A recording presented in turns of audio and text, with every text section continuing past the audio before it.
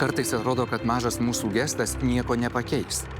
Bet vienišam žmogui, kuris laukia pagalbos, trumpas pokalbis ar dubenėlis sriubos reiškia labai daug.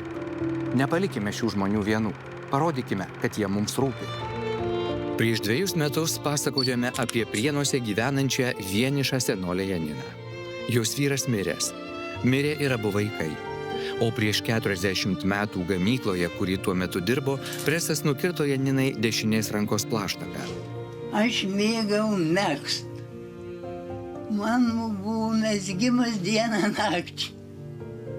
Ir jau pasibaigė. Tuomet į dieną naktį mezgė vilnonės kojines, kurias siųsdavo į Sibirą lietuvių tremtiniams.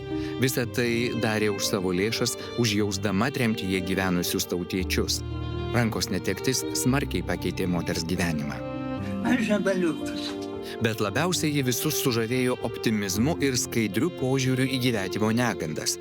Mes tais mintis visai. Nu kam galvot, kas negero. Reikia galvot, kas geriau, kad va, ateis pavasaris, išeisim gal į lauką, dar gėliukė, paukštukas, mojaja.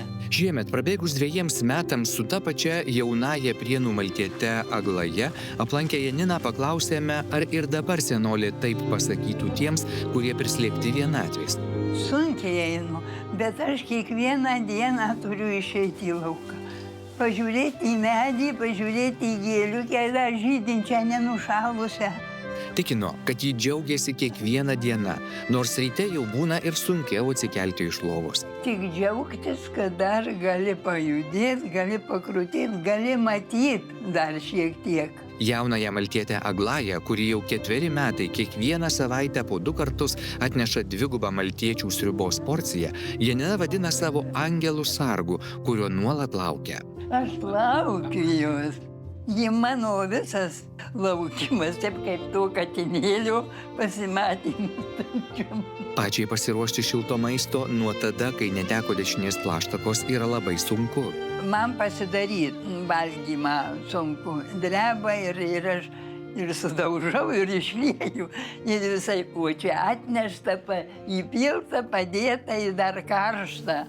Ir nors sveikata silpna, o senatvė kartais spaudžia ašarą, ji vis vien šypsosi pasauliui, kuris dažnai to net nepastebi.